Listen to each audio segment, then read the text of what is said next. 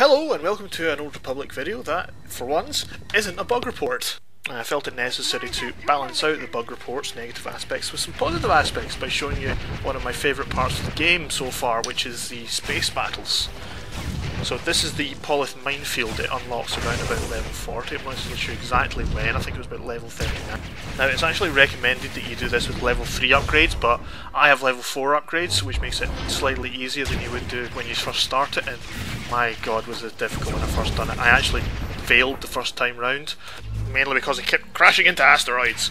See those little ones that don't look so little when they're up close? Yeah, they can damage you. Obviously the big ones that look like King Kong's first dump of the day do damage you, but see that one next to me that flew past? It looked very small as it's coming towards you, but it does actually do some damage. It fills that bottom right quadrant. So yeah, you have to dodge them, and it gets a lot worse after this minefield. So I've activated one of my abilities. As you can see, number 3 is now on cooldown. It's an EMP, I think, no, electronic warfare, which stops enemies from targeting you, which is quite handy here because these mines have turbo lasers, which is obviously sane. So after level 20 you start getting duplicates of the scenarios that you've already played through. These duplicates are slightly different. They have harder enemies and slightly different obstacle layouts, but they tend to have similar climaxes and they seem to have similar objectives. For example, there's an asteroid belt one that you run through with a destroyer at the end. I've found 2 of those so far. The later on one has harder hitting enemies, harder to destroy enemies, and a slightly more compact asteroid field. This obviously makes it harder to dodge asteroids, much like this one actually, except not quite as bad. This is probably the hardest one that I've done so far. It's at least in terms of dodging the crap that they throw at you. Yeah, it's not something I would play for hours though, despite the fact that I really enjoy doing it. The good thing is that you only have to do 2 or 3 of these missions a day to get your dailies done. And one of the things I always hated about something like World of Warcraft was the dailies were boring. Thoroughly boring. Think about this as like a bombing run mission, but look at it! It's like 100 times more exciting and more challenging than anything World of Warcraft throws at you, just on its own. I mean, who knows what BioWare's got in store for the future. I mean, this is the engine has the ability to add mini-games in like this at will. World of Warcraft obviously doesn't, because otherwise they would have added them in by now. I mean, okay, the Plants vs Zombies thing was a nice little gimmick, but it isn't really that good a game.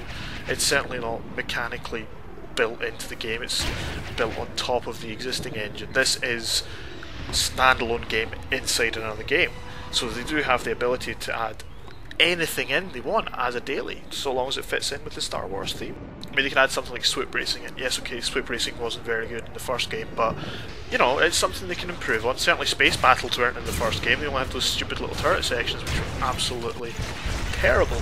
And look what's happened with the space combat in this. It's so much better. Okay, it's not what we got in Star Wars Galaxies. I know a lot of people are complaining about that, but I mean, I would take something like Freelancers Combat. That would be good. It would fit in with the aesthetic they've got just now of the sort of the third person. You use your mouse to aim and shoot. That would work fine if they added a Freelancer style thing. I wouldn't complain about that, so long as it was free roaming. That would be fine. But I don't expect that to be coming anytime soon. All of them have got this in. Frankly, the next thing I expect is swoop racing. Maybe some gambling stuff like Pazak. Maybe some slot machines. Fill out Narshada a little bit more with some actual gambling content, maybe some hookers. I mean, this is fast paced, it's exciting. You only have to do it for about 15 minutes a day, depending on what you do. I mean, this one's about, what, 8 minutes long? Most of them are about 4 or 5 at most. Some of them are 3, so you don't have to do that much just to get them done in the day. And they're a lot of fun to do as well. It's not like it's a waste of time. And this is only the first minigame they've added in. I mean, consider the amount of time you would spend on dailies in World of Warcraft and generally not find them fun. You would just do them because you had to get extra gear and extra shinies and build up your reputation with people.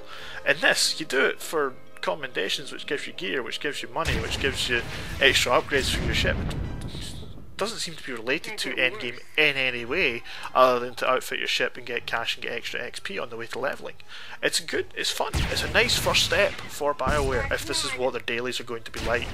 If they put this kind of thing in the endgame as your daily quests, rather than going somewhere and grinding out the same 10 mobs every day, I would be perfectly happy with that.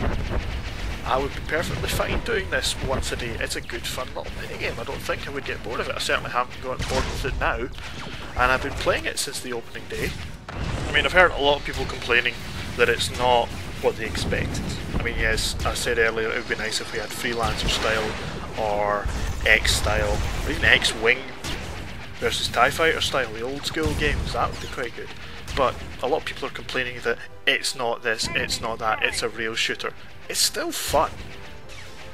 It's still interesting. I mean, okay, like I said, I wouldn't play this for hours on end. I mean, if this were a standalone game, I would expect it to be priced about £1 on the App Store. I wouldn't expect this to be considered a AAA title.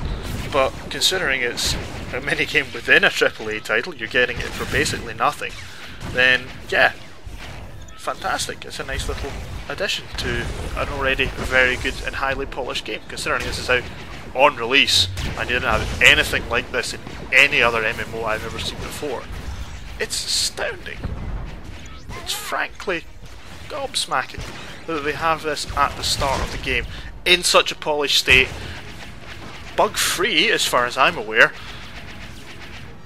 Not like the rest of the game obviously, but this is a highly polished piece of gaming in and of itself that, yeah, probably worth about £1 or £2 on the App Store. But then again, I have seen worse games than this on the App Store, and I've certainly seen worse ports on the App Store. But you get things like World of Warcraft, which always try to copy from the best games. I mean, we've seen it happen in every expansion. Whatever the end thing has been, they've added into the engine, or whatever the best mods have been, they've added into the engine. I don't think they're going to be able to copy this.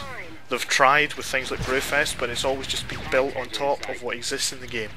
This is completely separate from the main game, and I'm not sure that World of Warcraft can do that. I mean, it's not impossible to do. I know it's technically possible to add game engines side by side in the same game. I've done it myself. I'm a developer.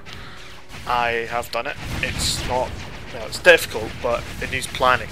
And the thing is, World of Warcraft is now getting on for 7 years old, and I know how hard it is to pick through code that's 2 years old, let alone 7 years old.